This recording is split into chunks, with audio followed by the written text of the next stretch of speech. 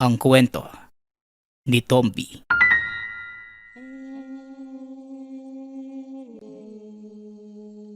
Ang kwentong ito ay hango sa totoong buhay. Mula ito sa isa nating tagapakinig. Naitago na lang natin sa pangalang Bonifacio. Walang eksaktong taon. Probinsya ng Pangasinan. Manang, wala po ba kayong nakitang kahina-hinalang tao bago nangyari ang patayan? Katapat lang naman ng bahay niyo yung pinangyarihan ng krimen. Wala po ba kahit kaunting kaluskos kayong nadinig? Tanong ng opisyal ng pulis.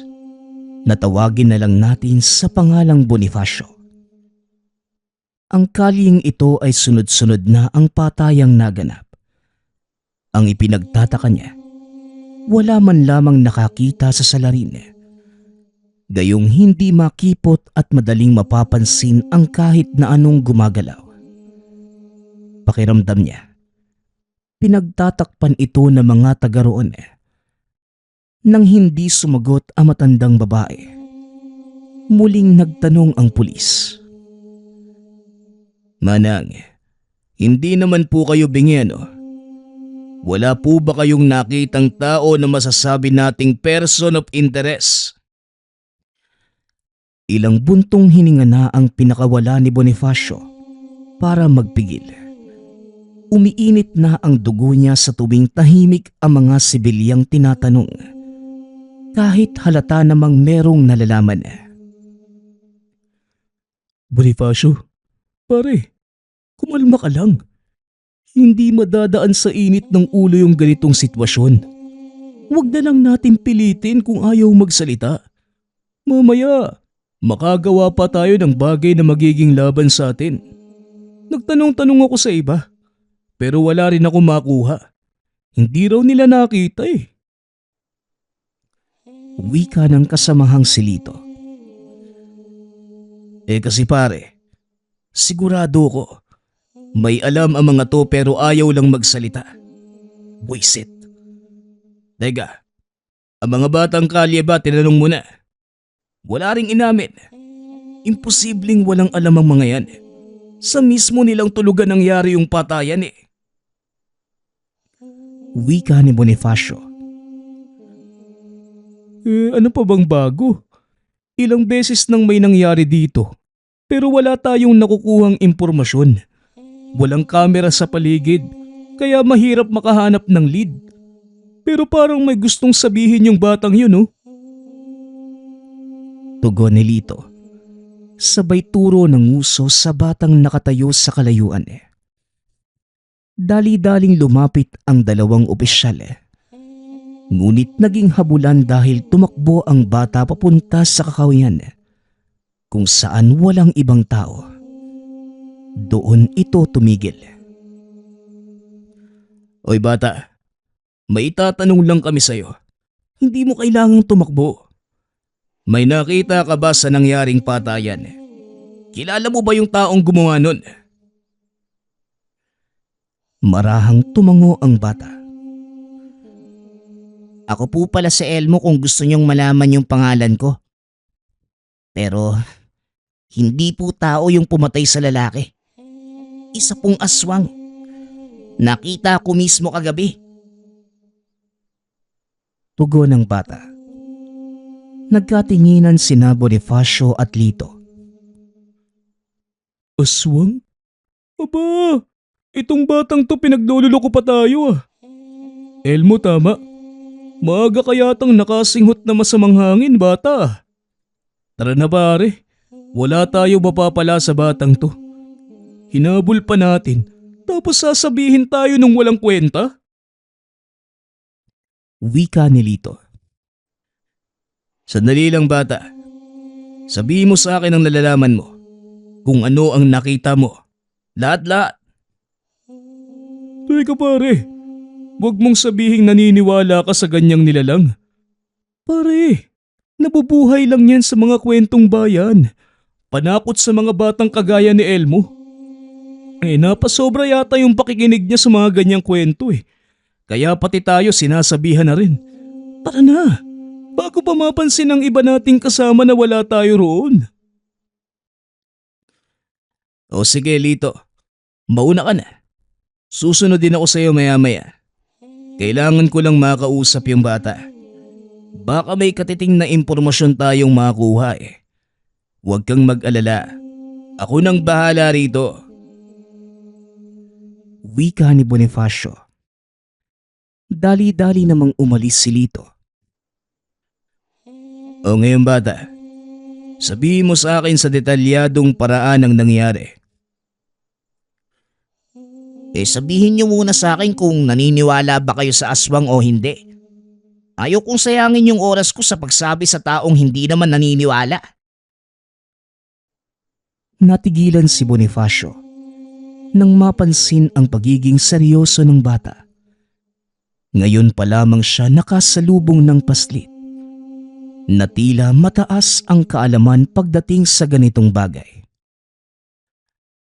Oo, huwag kang mag-alala. Galing ako sa probinsyang maraming naglipa ng aswang. Mulat ako sa mga ganyang nilalang. Kaya sabihin mo sa akin ang nalalaman mo. Wika ni Bonifacio. Nakiramdam muna ang bata nang mapansing totoo siya sa kanyang salita. Sa kanito sinabing, Hindi ko alam kung ano yung eksaktong oras, pero naalimpungatan ako kagabi sa daing ng lalaking biktima. Bigla na lang siyang lumitaw mula sa kung saan eh. Sugatan. Ilang sandali lang binawian din ng buhay. Naamoy ko yung samyo ng aswang sa mga sandaling yon. Nakita ko nga yung anino doon sa mapunong bahagi sa tapat eh. Pero mabilis ding nawala. Hindi ko na nasundan. Pagsasalaysay ng bata. Natahimik naman si Bonifacio. Inaanalisa ang sinabi ni Elmo. Kung ganun, hindi doon ang talagang pinangyarihan ng krimen. Kumbaga, tumakas lang sa mga kamay ng aswang yung lalaki. Tapos doon sa kali na tulugan nyo nalagutan ng hininga. Teka, binanggit mong hindi mo nasundan yung aswang. Balak mo ba talagang habulin? Bakit naman? Tanong ni Bonifacio. Hanggang doon lang po yung isasagot ko sa inyo, officer. Yun lang naman po yung kailangan nyo eh. Tugon ng bata. Nagmamadali na itong umalis. Tumakbo palayo.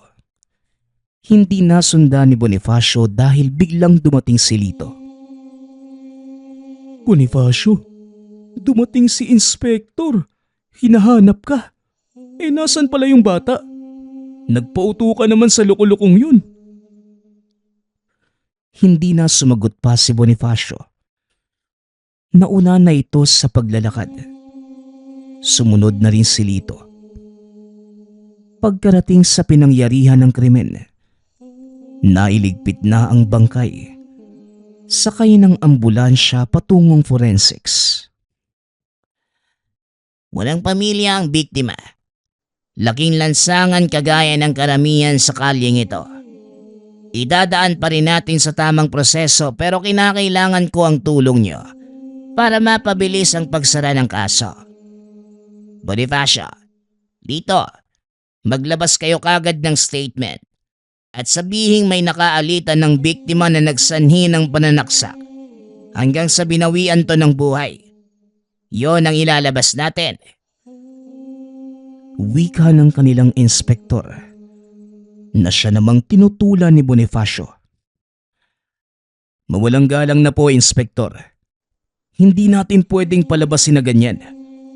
Kayo na rin ang nagsabi na idadaan sa tamang proseso ang kaso. Kaya hayaan niyong imbestigahan ito. Bonifacio, kung ano ang sinabi ko, yon ang masusunod. Baka nakakalimutan mo na isang paglabag na lang pwede kitang suspendihin. Marami ka nang nagawang hindi ka aya-aya. Kaya wag mo nang subukan. Kaya Lito, Ikaw na ang bahala sa partner mo ha.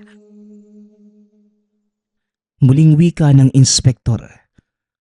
Lumakad na ito paalis pagkatapos.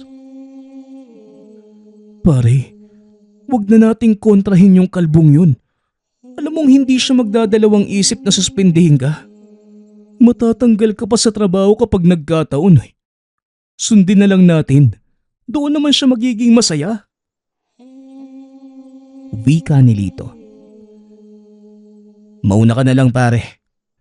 Hindi ako nanumpa bilang alagad ng batas para maging sunod-sunuran sa kagaya niya. Sa presinto na lamang tayo magkita mamaya. May kailangan lang akong lakarin. Pagpapaalam ni Bonifacio. Hinanap ng binata si Elmo. Bilang tapat sa serbisyo, hindi ito matatahimik hanggat hindi matutumbok ang tunay na salarin. Nakarating ito sa kung saan-saan. Wala ang bata sa madalas na tambayan. Pati sa kalyeng tulugan ay hindi mahagilap. Bata, kilala mo ba si Elmo? Yung paslit na tubong lansangan. Ang sabi, dito siya tumatambay at doon sa kabila pero hindi ko siya makita Tanong ni Bonifacio sa binatang nagtitinda sa tabi ng kalsada. Ganitong oras po sir, wala siya rito Kung gusto niyo po siyang makita, puntahan niyo doon sa Kakahuyan. Hindi ko alam kung anong ginagawa niya pero nakikita ko siyang nagpupunta sa bandang yun Tugon ng binata. Kagad namang umalis si Bonifacio. Nagpunta sa bahagi ng Kakahuyan kung saan dinala mismo ni Elmo kanina noong hinabol nila ni Lito. Kagaya ng sinabi ng binata, naroon ito, nagtatago sa likod ng nagkukumpulang mga bato. Taimtim na nagdarasal Ilang sandali pa ang lumipas bago natapos. Nagulat ito nang makita siyang naghihintay sa tabi. O bata, may simbahan naman pero dito mo naisipang magdasal Parang si Jesus lang noong nagdarasal sa hardin ng Getsemani Wika ni Bonifacio. Ano po bang kailangan niyo? Sinabi ko naman po yung nalalaman ko kanina. Tanong ni Elmo. Nakita kong may tinatangan ka. Medalyon ba yan? May ganyan din yung yumao kong tsuhin Mahusay siya pagdating sa pakikipaglaban sa mga aswang kaso dumating yung oras na kailangan na niyang mamahinga. Ikaw ba? Saan mo nakuha yan? Marunong ka bang gumamit? May alam ka ba? Tanong ni Bonifacio. Matapos mapansin ang medalyon na hawak-hawak ni Elmo habang nagdarasal kanina. Hindi niya malinaw na nakita dahil kagad itong itinago ng bata. Bigay ito sa akin ng lolo ko. Hindi ko ito itatangan kung wala akong alam. Ano ba talagang kailangan niyo, officer? Hindi mo ko hahanapin kung gusto mo lang makipagkwentuhan. Elmo, wala akong ideya kung sino ka Kung anong alam mo sa bagay na yan Pero kung may maitutulong ka sa akin para mahuli yung aswang na pumatay sa biktima doon sa kalye, tatanggapin ko. At ano naman pong kapalit? Kailangan ko ng kapalit bilang kabayaran sa ibibigay kong tulong. Napatitig si Bonifacio sa bata. Hindi niya inaasahan na pati ang salitang kapalit. Meron itong alam.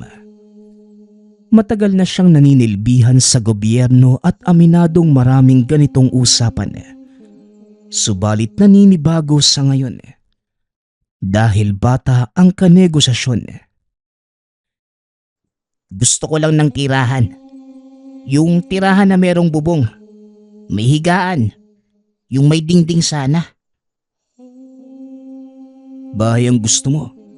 Bakit? Nagsawa ka na ba sa buhay lansangan O sige, sisikapin kong maibigay ang hiling mong yan. Pero siguraduhin mo ring matutulungan mo ako sa paghuli sa nilalang. Wika ni Bonifacio. Tumango ang bata. Pinag-usapan nila ang mga bagay-bagay. Lalo na kung paano mapuksa ang nilalang. Namangha na lamang si Bonifacio sa lawak ng kaalaman ni Elmo. Tila isang subok na antingero at manunugis. Pagkatapos, sinamahan niya ito sa tahanang tinutuluyan. Merong bakanting kwarto sa kabila. Binayaran ang upa sa loob ng ilang buwan para maibigay dito. O ito na, tahanan na merong bubong, merong dingding, at merong higaan. Magiging maayos yung pagtulog mo simula ngayon. Pero paano yung usapan natin? Hindi mo binanggit kung kailan ang eksaktong araw para sa paghanap sa aswang na yun. Wika ni Bonifacio. Mamayang gabi.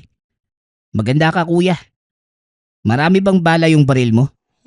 Kinakailangan natin yan mamaya. Umalis ka muna. Matutulog ako eh. Kakatukin na lang kita. Tugon ni Elmo. Itinulak siya nito palabas. Napabuntong hininga na lamang si Bonifacio. Hindi ito sigurado sa magiging kalalabasan ng pakikipagtulungan sa bata. Ngunit kumakapit na lamang sa isang baka sakali. Bumalik na ito ng presinto upang mag-report sa trabaho. Naabutan niya si Lito na tinitignan ang mga kasong nangyari noon. Iilan sa mga ito ay pareho ang paraan ng pagpatay. Pare, yung huling kaso, katulad sa mga nakaraan, hindi kaya iisa lang yung salarin? Tignan mo, maraming saksak. Kalmot yata to, pero sa sobrang haba at lalim, parang patalim yung ginamit. Imposible naman kung kuko, kasi umabot ng ilang pulgada yung lalim ng sugat eh. Sa palagay mo ba? Tanong ni Lito. Akala ko ako lang nakapansin eh. Hanggang ngayon, wala pang nauhuli sa mga patayang yan. Tapos merong nadagdag ngayon. Naglabas ka na ba ng statement? Anong sinabi mo doon? Eh ano pa ba? Wala namang masusunod dito kung hindi ang inspektor na kalbo. Masyadong nagmamadali. Kung ano-ano yung pinapalabas para lang maisara kaagad yung kaso. Aba, kamakailan lang. Sumasang-ayon ka sa utos na nakatataas. Pero bakit parang ngayon, nagbago yata yung ihip ng hangin? Pagkatapos matignan yung mga kasong yan, pati na kanina tapos yung sinabi ng bata, parang naniwala na rin ako eh. Talaga bang totoo yung mga aswang? Puro kasi sabi-sabi yung nadidinig ko. Wala akong nakita sa personal. Wika ni Lito. Natawa si Bonifacio sa sinabi nito. Ngunit hindi naman masisi. Dahil tubong syudad si Lito, lumaking nakagisnan ang mga bagay na malayong malayo sa kababalaghan. May gagawin kami mamayang gabi ni Elmo. Kung gusto mo, pwede kang sumama. Malay mo, baka sa pagkakataong to, baka kita ka na ng aktwal na aswang. Hindi ko alam kung ano yung dahilan mo para pagkatiwalaan yung batang yun. Pero sige, sasama ako sa'yo. Pagsapit ng gabi, nagpunta sila sa tahanan ni Bonifacio para sunduin si Elmo, ngunit wala ang bata sa kabilang kwarto. Ang sabi ng nakakita, lumabas ito at nagmamadaling naglakad palayo. Meron pang nakasukbit na patalim sa tagiliran. Pare, sigurado ka ba na mapagkakatiwalaan yung batang yun? Baka mamaya siya pa yung suspect sa lahat ng patayang nangyayari. May dalang patalim daw, sabi ng nakakita. Inuuto ka lang yata ng bata, pare. Wika ni Lito. Hindi, Lito. Tara, puntahan natin siya sa paborito niyang lugar. Malamang naroon yun ngayon. Wika ni Bonifacio. Pinuntahan nila ang kakahuyan. Nakita si Elmo doon. Nakatayo habang nakatingin sa paligid. O Elmo, akala ko ba sabay tayong aalis ng bahay? Nauna ka na pala. Mabuti na lang at naisip ko ang lugar na to. Ano ba yung tinitignan mo dyan? Pare, naririnig mo ba yun? May mabangis na hayop yata sa lugar na to. Wika ni Lito nang madinig ang mahinang pag-angil. Ilang sandali pa. Biglang tumakbo si Elmo. Mabilis ang kilos na hindi nila masundan. Palipat-lipat na lamang ang tingin sa paiba-ibang direksyon na pinagmumulan ng pag-angil. Lito, maging alisto ka.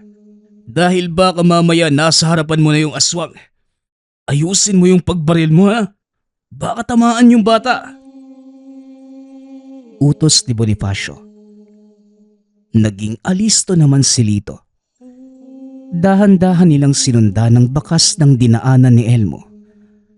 Hawing-hawi ang mga halaman at merong iilang maliit na punong natutumba. Sa paglipas ng ilang minuto, mas lumalakas ang nadidinig na pag-angil. Parehas na rin silang kinikilabutan. Pare, kanina pa tayo pero wala akong nakikita. Puro lang daing ng kung anong nilalang at kaluskos na mga dahon. Ano ba talagang meron? Tanong ni Lito. Halos pumailalim ang dalawa sa kalapit na puno ng saging nang may tumama roon. Madilim kaya walang makita pero malinaw na nadidinig.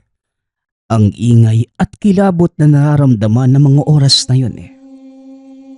Ilang sandali pa, nakita ni Bonifacio si Elmo na tumatakbo.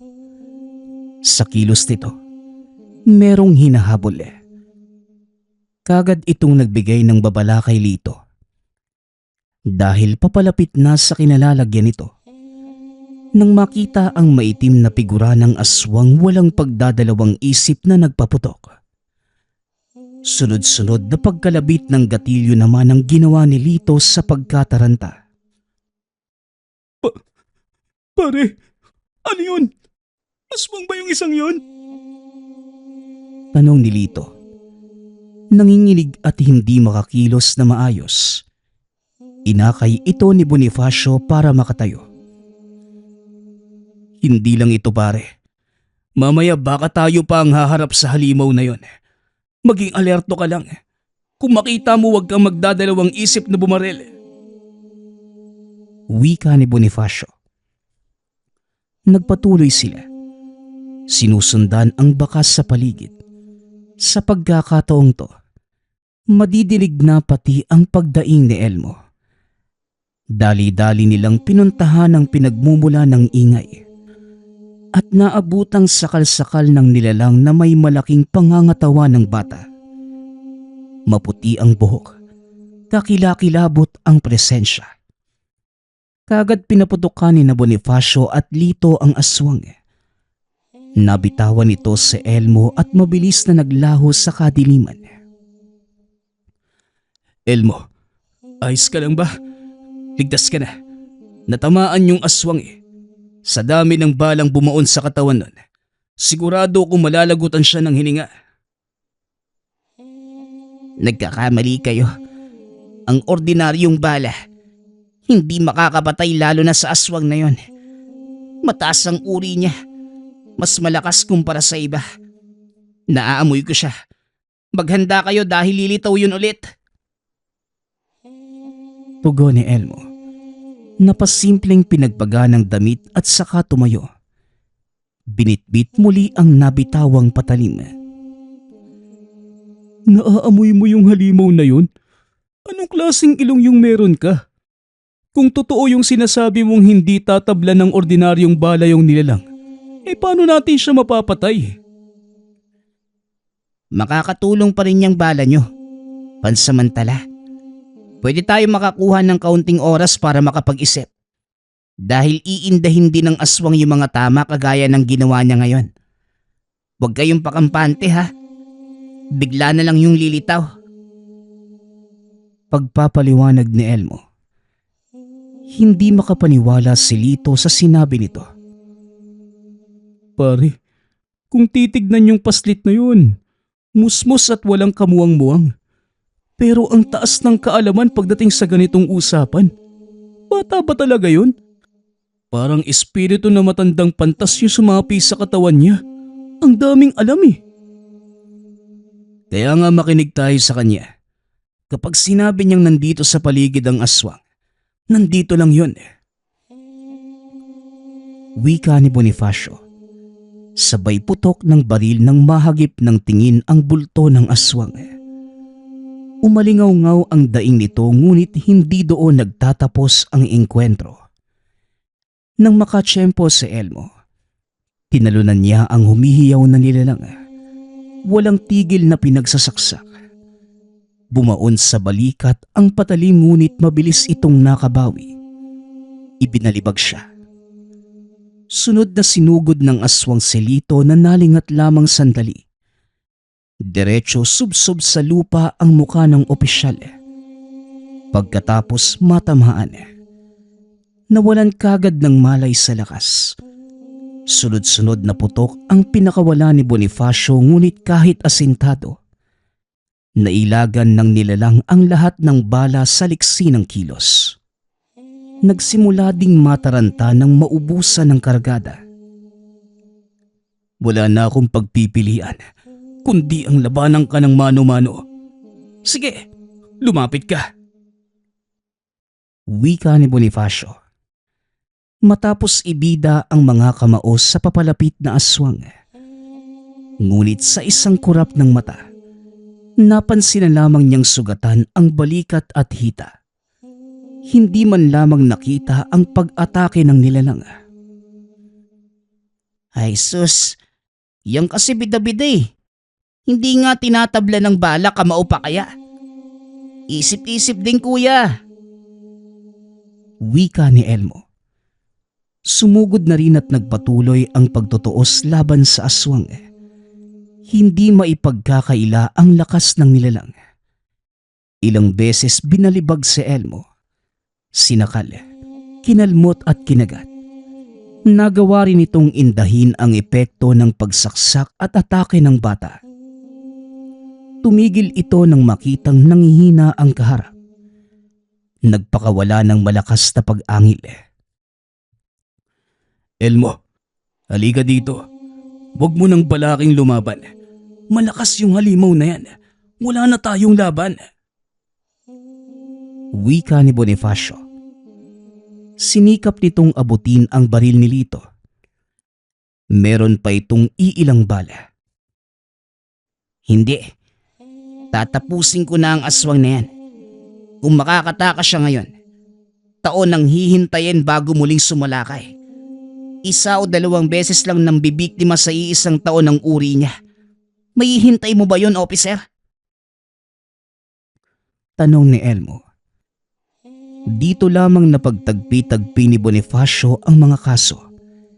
Dahil 1 o 2 sa magkasunod na taon ang naitalang pambibiktima nito. Sa isiping yun, maging siya ay ginusto na ring ipagpatuloy ang engkwentro. O sige, bahala na kung ano mangyari sa huli. Tapusin na natin to. Sugurin mo siya. Babaril ako.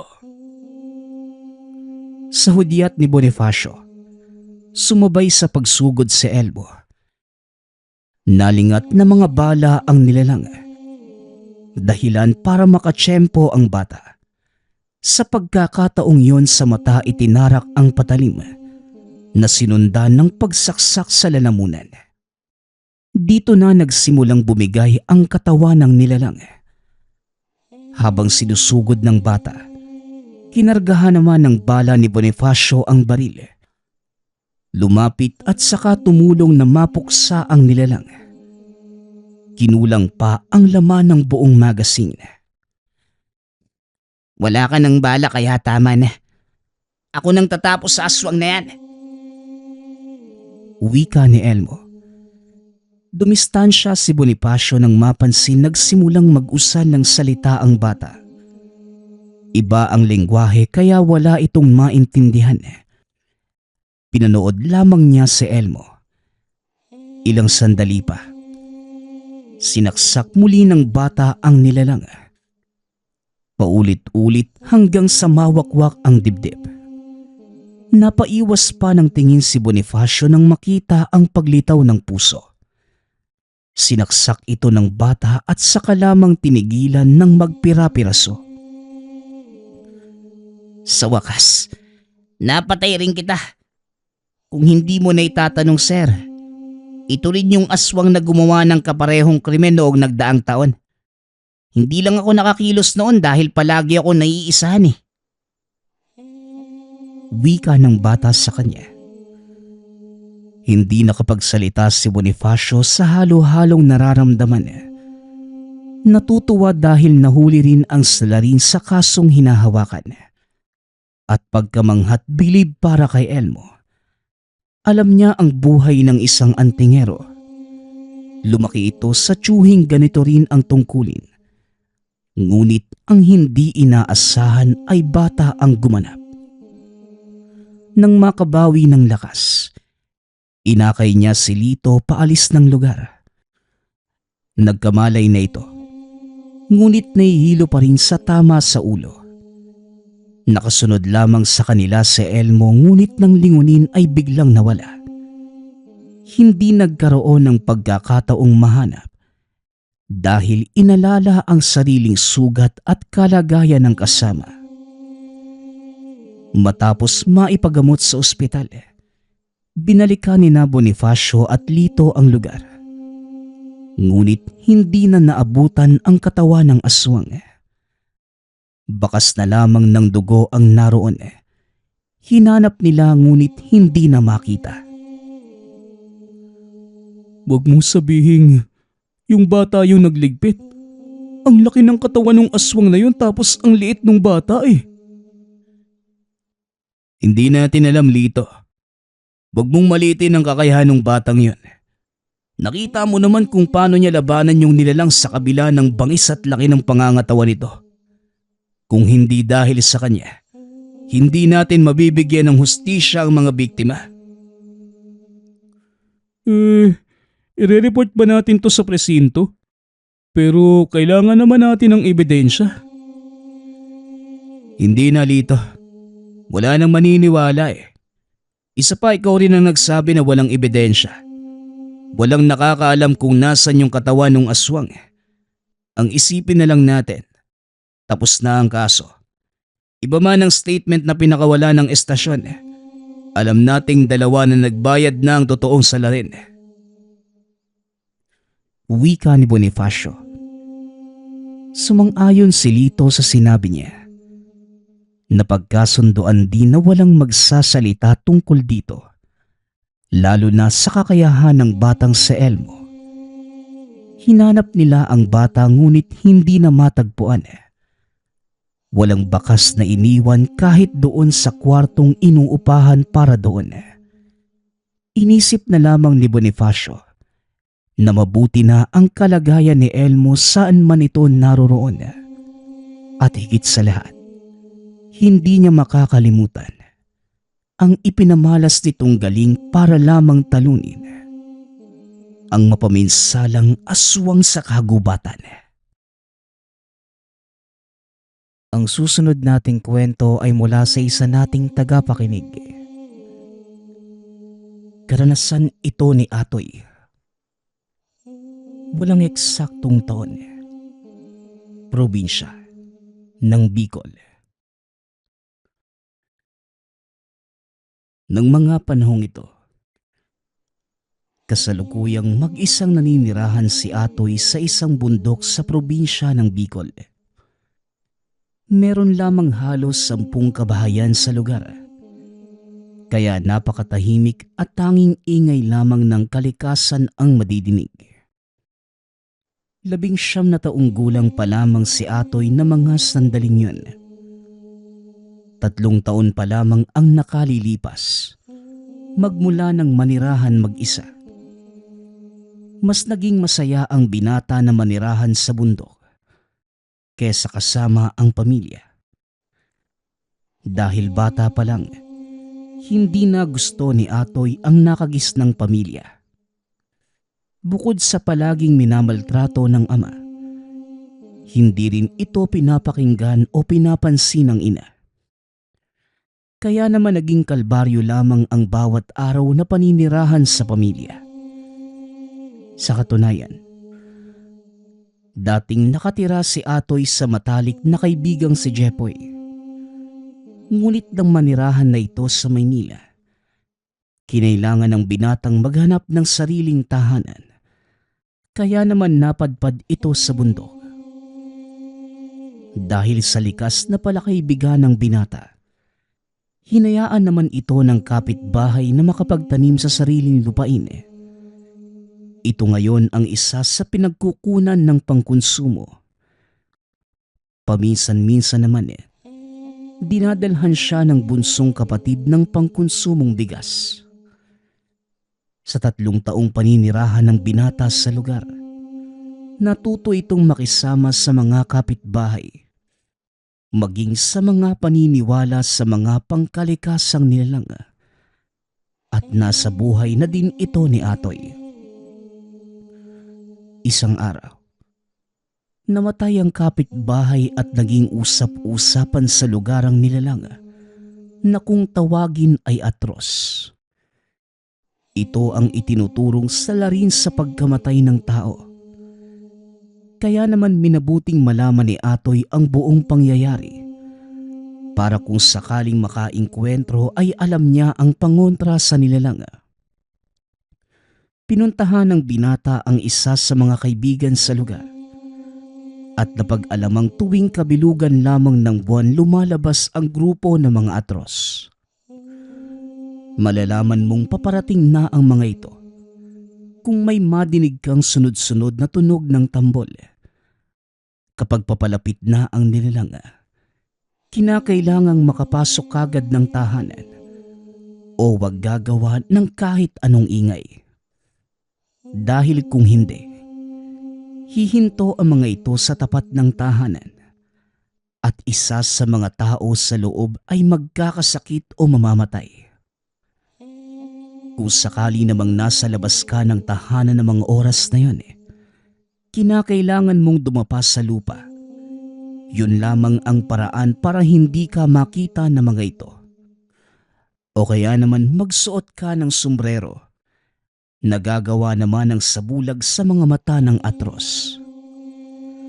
Matapos malaman ang mga impormasyon tungkol sa nilalang, bahagyang nakampante si Atoy. Nakaugalian na ng binata na alamin ang mga bagay-bagay, lalo na't mag-isa lamang siyang namumuhay. Lumipas pa ang 1 taon. Wala namang bago sa buhay ni Atoy. Madalas umiikot lamang sa pamilya at minsan naman, dinadalaw din siya ng mga ito. Hanggang sa isang araw, dinalaw siya ng matalik na kaibigan na si Jepoy. Dito nag-iba ang ikot na mundo ng binata. Nangyari ang lahat ng isang araw. 6:00 ng umaga habang abala sa pagdilig ng halaman si Atoy, biglang may nagsabing, "Atoy? Atoy! Ikaw na ba yan?" Paglingon niya sa likuran, naroon ang kababatang si Jepoy. Kagad naman niya itong nilapitan at niyakap. Matapos ang kaunting kumustahan ay niyaya kagad siya ng kababata na pumunta sa tahanan. Pumayag naman si Atoy dahil matagal na din magmula nang huli silang magkita. Habang naglalakad, walang humpay ang kwentuhan ng dalawa tungkol sa naging pamamalagi ng kaibigan sa Maynila hanggang sa makarating sa tahanan ni Jepoy. Nang makita ang ina nito, dali-dali siya nitong nilapitan at niyakap. Dahil bata pa lamang si Atoy ay itinuring na itong pamilya nila Jepoy. Matapos ang kaunting kamustahan kagad namang nagyaya ang ina na kumain muna ng almusal. Habang kumakain si Atoy, bigla itong niyaya ni Jepoy sa kanyang silid. Kaya naman binitawan muna nito ang kinakain at sumunod sa kaibigan. Pinakita ni Jepoy ang mga pinamiling kasuotan sa Maynila. Pinapapili si Atoy kung anong gusto nito. Dahil pula ang paboritong kulay ng binata, pinili niya ang kamisetang pula. Ang buong maghapong yun, iginugol ng dalawa sa pagbubutingting ng mga bagay-bagay at walang humpay na pag-uusap. Pagsapit ng 5:00 ng hapon, nagpaalam na si Atoy na kailangan ng umuwi. Pinabaunan pa siya ng nanay ni Jepoy ng makakain sa daan. Habang naglalakad, napabulong si Atoy na mga katagang. Napakaswerte naman ni Jepoy. Ang bait ng nanay tapos ang ganda pa ng mga damit na nabili niya sa Maynila. Buti nabigyan din ako. Wika ni Atoy sa sarili. Dahil doon, bigla niyang naalala ang ina. Ngunit wala itong maalala na kahit isang magandang alaala kasama ito. Kaya minabuti na lamang ng binata na ituon ang isipan sa daan at nang makauwi na kagad sa tahanan. Pagka-uwi, kagad itong pumunta sa kusina para kainin ang ipinabaon sa kanya at pagkatapos ay kagad ding natulog. Kinaumagahan, maagang nagpunta ang kaibigan sa tahanan ni Atoy. May dalang mga damit. Tinanong nito ang binata kung bakit at kagad namang sumagot si Jepoy. Nadinig ko sa radyo. Kabilugan daw ng buwan mamayang gabi. Kaya dito muna ako makikitulog kasi mas kita ang buwan dito sa bundok Wika ni Jepoy. Hindi naman tumutol si Atoy. Gabi pa naman ang kabilugan ng buwan. Kaya naisipan ng binata na ipasyal muna sa bundok ang kaibigan. Dahil paborito nilang magkaibigan ang buko, nang may makitang puno ng buko, doon muna sila namalagi. Salitan silang umaakyat ng puno at kinain ang mga nakuhang bunga. Pagpatak naman ng 4:00 ng hapon, nagpasya na ang dalawa na umuwi. Pagkarating sa tirahan ay nagluto na si Atoy ng hapunan. Habang kumakain, wala pa ding tigil ang kanilang usapan. Matapos yun, naupo ang dalawa sa bakuran. Hindi na umalis hanggang sa magpakita ang kabilugan ng buwan. Napakaaliwalas ng buong kalangitan, kaya sobrang ganda ng buwan ng gabing yun na mas nagpaliwanag pa sa buong kapaligiran. Manghang-mangha si Jepoy. Nahiga pa sa lupa at nais lamang titigan ang bilog na buwan hanggang sa makatulog. Ngunit wala pa mang 1 oras nakatitig ang dalawa. Biglang bumangon si Jepoy. Teka, Atoy. Naririnig mo ba yun? Parang tunog ng tambol. Meron pa bang parada ng ganitong oras? Tanong ni Jepoy. Nang marinig ang sinabi ng kaibigan, pinakiramdaman ni Atoy ang buong lugar at nang madinig din ang tambol, kagad naalala ng binata ang kwento ng atros. Walang sabi-sabing hinila ni Atoy si Jepoy papasok ng tahanan. Nagtago sa likod ng pinto at kagad na sumenyas na huwag gagawa ng kahit anong ingay. Dahil sa nadidinig na papalapit na ang tunog, hindi na nagsalita pa ang kaibigan. Habang nakatayo ang dalawa, Umusog si Atoy para sana matignan sa katabing bintana. Ngunit sa hindi inaasahang pagkakataon, naapakan niya ang paa ni Jepoy at napasigaw. Nagkatinginan ang dalawa nang marinig na may mga nag-uusap na kalalakihan sa tapat ng tahanan. Ngunit hindi naman maintindihan dahil iba ang lingwahe. Kasabay nun, natigil din ang tunog ng mga tambol. Ilang minuto ang lumipas ay nawala na ang bulungan sa labas ng tahanan. Dahan-dahang sumilip sa bintana si Atoy. Wala nang nakita na kahit ano nilalang sa paligid. Lumabas ang dalawa sa bakuran. Dito na nagtanong si Jepoy kung ano ang mga yon. Inilahad naman ni Atoy ang lahat ng nalalaman ngunit hindi naman naniwala ang kaibigan. Ayon dito, katang-isip lamang ito ng mga taga-bundok. Hindi naman nakipagdiskusyon pa si Atoy. Matapos ang usapan, nagyaya na si Jepoy na magpahinga at naging mahimbing naman ang naging tulog ng dalawa. Kinabukasan, maagang nagpaalam si Jepoy at hindi na naihatid pa ng kaibigan dahil kinakailangan ni Atoy na mamulot ng mga kahoy bilang panggatong. Maayos namang nakauwi si Jepoy ng tahanan. Matapos mangahoy, maghapon nang nagtrabaho ng lupang tinataniman hanggang sa lumipas ang 1 linggo. Hindi na muling dumalaw pa si Jepoy. Kaya naman minabuti na ni Atoy na puntahan ng kaibigan. Nang makarating sa tahanan, naabutan niya itong nakahiga sa kwarto na hinang-hina. Napansin din niya ang paglalagas ng buhok ng kaibigan at nang kumustahin niya, hindi na din ito makapagsalita. Ayon sa ina, 2 araw matapos makitulog kay Atoy, bigla na lamang sumakit ang ulo ni Jepoy. Ilang oras pa ang lumipas, nawala naman ng boses.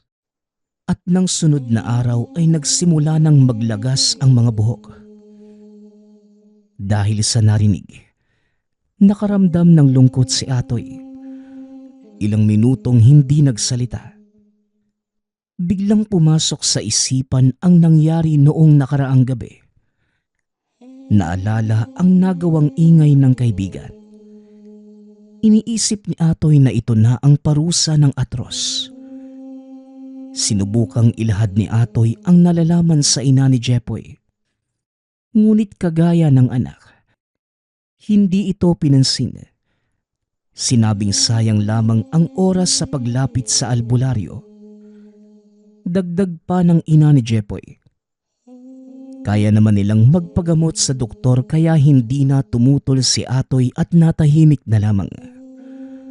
At dahil kailangang magpahinga ng kaibigan, nagpaalam naman kagad si Atoy at umuwi ng tahanan. Hindi ito mapakali sa naging lagay ng kaibigan at alam niyang tanging manggagamot lamang ang makakatulong dito. 1 linggong nagpabalik-balik sa tahanan ng kaibigan si Atoy. May gamot mang iniinom, ngunit hindi pa din umayos ang kalagayan ng kaibigan. Ilang beses pa niyang kinumbinsi ang nanay ni Jepoy. Ngunit buo na ang loob nito na hindi magpatingin sa albularyo. Hanggang sa sumapit ang 1 araw, wala na ang mag-ina nang muling dumalaw si Atoy. Ayon sa mga kapitbahay, lumuwas ang mag-ina sa Maynila para ipagamot ang anak.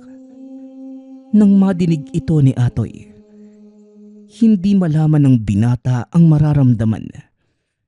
Dahil na mga sandaling yun, sinisisi niya ang sarili sa nangyari sa kaibigan. Hindi man lamang niya nakumbinsi ang ina nito na ipatingin si Jepoy sa albularyo. Matapos ang araw na yun, Nagpapabalik-balik pa rin si Atoy sa tahanan ng kaibigan at umaasang babalik pa ang mga ito. Ngunit lumipas ang ilang araw, buwan at taon. Hindi na niya muli pang nakita ang kaibigan. Wala na din siyang nasagap na balita sa mag-ina. Matagal na panahon ang nakalilipas. Itinago pa din ni Atoy ang kamisetang pula na ibinigay ng kaibigan. Samantala, nananatiling pala isipan niya kung nagamot nga ba ng doktor si Jepoy o nanatili pa ba itong buhay. Sa lahat ng nangyari, hindi pa din nawawala ang pag-asa ni Atoy na balang araw muli silang magkikita. Umaasang hindi maging sanhi ng kamatayan ng kaibigan. Ang grupo ng Atros. Nagpapasalamat nga pala ako sa lahat ng sumusuporta sa ating channel. Nawa ay patuloy niyong suportahan at pakinggan ang ating mga kwento. Hanggang sa muling pakikinig. Paalam.